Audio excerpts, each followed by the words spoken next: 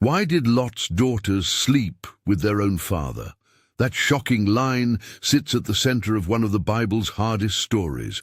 And to understand how it happened, we have to trace a lifetime of choices, compromises, and cultural pressure that pushed a family beyond the point of moral recovery. I will tell the whole story, where it starts, why it happened, and the lessons that still matter for us today. If you want more in-depth Bible studies like this, subscribe now and stay with me. Lot's story begins in a household leaving behind its origin.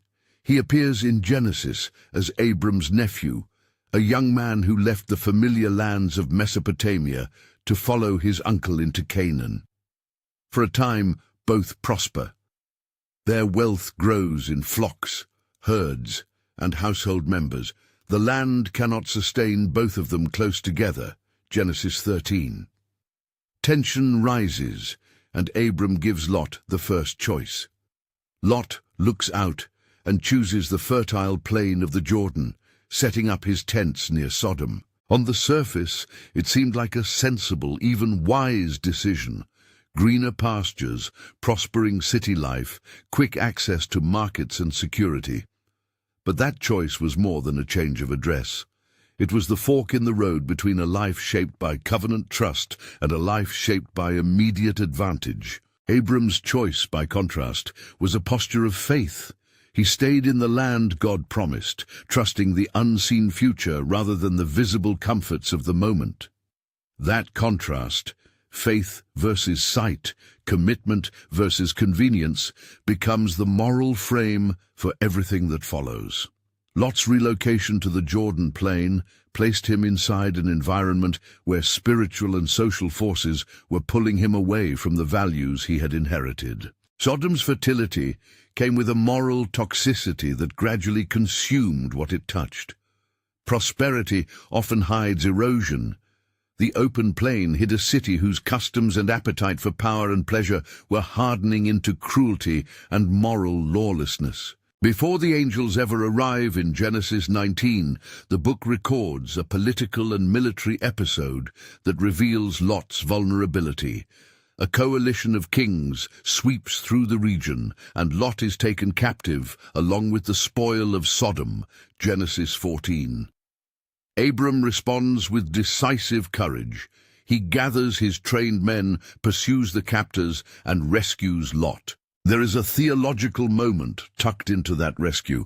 Abram meets Melchizedek, king of Salem and priest of God Most High, an encounter that highlights God's providence and the priestly recognition of Abram's cause, Genesis 14:18-20. But even this rescue does not correct Lot's course. It is a dramatic reminder that being rescued by God's people does not equal a life formed by God's promises. Sodom itself is the setting where Lot's character is exposed and tested. The narrative in Genesis 19 moves quickly from hospitality to violent corruption. When two angels, disguised as visitors, come to Sodom, Lot rushes out to meet them and insists they stay at his house. His hospitality is remarkable and, by the standards of his day, highly honorable. He washes their feet and prepares a meal. Here we see the best of Lot. An instinct to protect guests, to honor the code of hospitality even in a city that had forgotten it. But the city outside his door had not forgotten its own appetite. The men of Sodom gather, demanding the visitors be brought out to them. Their intent is violent and degrading. The text presents an escalating horror. The crowd presses at the house, and Lot is put in a terrible position. In that pressure-filled moment, Lot does something that reveals how compromised his judgment has already become. He offers his two virgin daughters to the crowd in exchange for the safety of his guests. Genesis 19:8. This is one of the most disturbing lines in Scripture. We should be clear. It is not condoned. It is condemned by principle. Lot's offer reflects a collapse of moral imagination under duress. Cultural honor, fear for his guests, and a distorted sense of responsibility collide, producing an action that is indefensible. Why would he offer his daughters? Several factors are at work and help explain, but not justify, his action. In the ancient Near East, hospitality and honor had enormous social weight. To fail in hospitality could bring shame, violence, or vengeance. Lot may have thought that sacrificing his own daughters was less costly than allowing an assault on guests he had sworn to protect. Fear also plays a central role. Lot is cornered, emotionally and socially. His ability to reason morally is impaired. Finally, the culture around him had degenerated so far that his options were limited by what seemed possible inside Sodom's moral universe. These explanations help us understand the pressure, but they do not erase the failure. The narrative neither excuses Lot nor turns the daughters into villains. It simply records a tragic moral collapse. At that moment, the angels intervene. They strike the mob with blindness and pull Lot back into the house, rebuking him and urging him to flee the city before destruction comes. They warn Lot explicitly, "Take your family and escape. Do not look back." Genesis 19:15-17. Lot hesitates, bargaining with the angels about where to go. The angels press him, "Leave everything." And so Lot, his wife and their 2 daughters flee by night. The city behind them trembles and is consumed by judgment. Sodom and Gomorrah become an image of finality in the text, an example of what unrestrained wickedness brings. On the way out, another striking moment occurs. Lot's wife looks back at the burning city and becomes a pillar of salt. Genesis 19:26. The text never fully explains the mechanism, but the narrative intention is clear. Looking back is a symbol of lingering attachment. The wife's glance communicates longing for what was left behind, and it marks the cost of divided loyalties. The command not to look back and her disobedience serve as a warning. The past, if loved more than God's way, holds a destructive power. Lot and his daughters do not reach a bustling town or a safe village. Instead, they retreat to the hills and ultimately to a cave, Genesis 19:30. Here the story takes an even darker turn. Cut off from community and security, isolated and terrified, the daughters begin to imagine that the world has been destroyed, or that there are no other men left to continue their family line. Their anxiety centers on an ancient, powerful cultural imperative, the need to preserve the family name and lineage. In their fear, they reason that if they do nothing, their father's line and their own lives will end. If they act, they can secure descendants and survival. Their plan is both desperate and morally perverse. On successive nights, they make their father drink wine until he is drunk. While he is incapacitated, they sleep with him. Both daughters become pregnant, giving birth to sons who will be named Moab and Ben-Ami, the ancestors of the Moabites and Ammonites, Genesis 19:36-38. The narrative reports these births without celebration. Instead, it sets them as the origin of 2 peoples, who will later have complicated and often hostile relationships with Israel. The text leaves the reader to grapple with the ethical and historical consequences.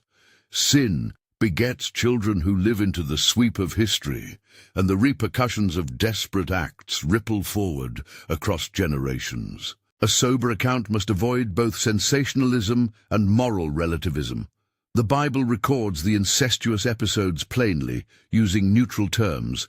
The daughters lay with their father and became pregnant. The narrative nowhere presents these acts as approved by God.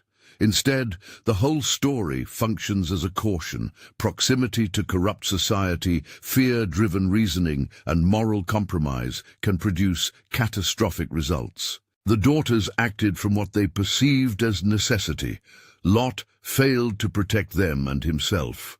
No one in this scene emerges morally unscathed. The New Testament takes up Lot's example as a warning. Peter uses Lot to illustrate the moral state of the ungodly and the danger of living among depraved conditions, 2 Peter 2:7-8, describing how Lot was oppressed by the filthy conduct of the wicked, even as he righteousness. That phrase captures Lot's ambiguity. He was a man of some faith and honor, yet deeply compromised by his environment. Jesus also appeals to Sodom as a sign of judgment in Luke 17:28-32, connecting the story to the final days and urging vigilance. The New Testament readings do not add new incidents to the Genesis narrative. They highlight the story's theological force. Proximity to sin weakens discernment, and judgment may come suddenly. There are interpretive debates surrounding details. Some scholars suggest that the name Lot might imply a kind of veil or covering. But such etymologies are speculative and should be treated as possible, not definitive. Likewise, the daughter's motivations can be understood in different ways: panic over extinction, twisted notions of duty to family, or cultural pressures about reputation and inheritance. Presenting these as hypotheses prevents us from overstating what the text itself claims. What are the lessons for us? First, the environments we choose shape us.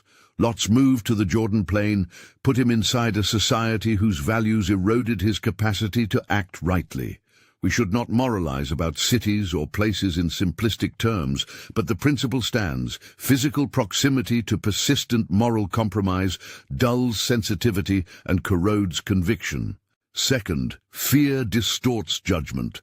Lot's offer of his daughters and the daughter's desperate plan both arise from fear of violence, of shame, of extinction.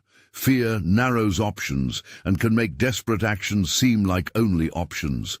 Cultivating spiritual courage, community accountability, and clear moral reasoning helps guard against decisions made in panic. Third, personal compromise has communal and generational consequences.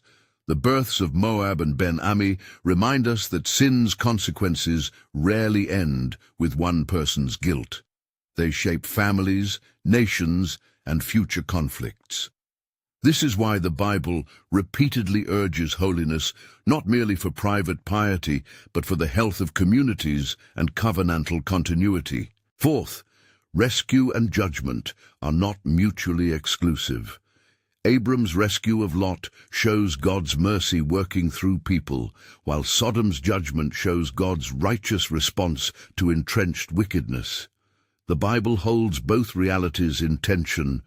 God rescues, and yet sin bears consequences. Finally, the story invites sober self-examination. Where are our loyalties split?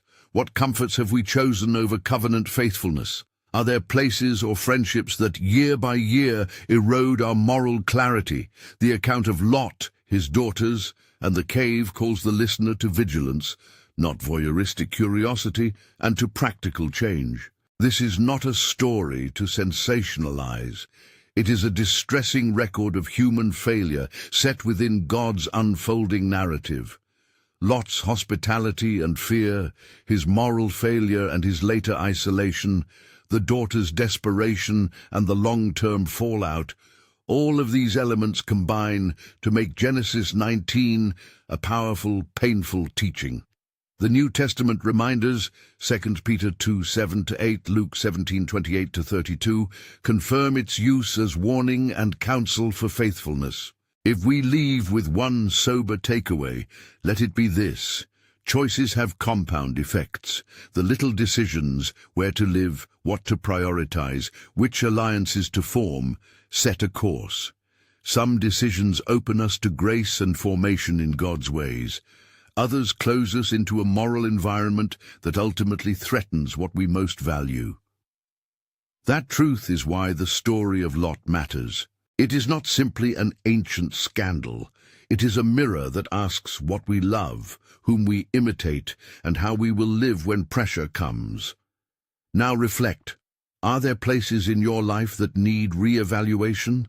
Are there attachments you are reluctant to leave even though they undercut your integrity? Take these questions to prayer, to scripture, and to trusted community. If this study was helpful, please like this video. Leave a one-sentence reflection in the comments about what stood out to you, and consider watching the 2 videos on your screen that dive deeper into Abram's faith and the prophetic use of Sodom in the New Testament.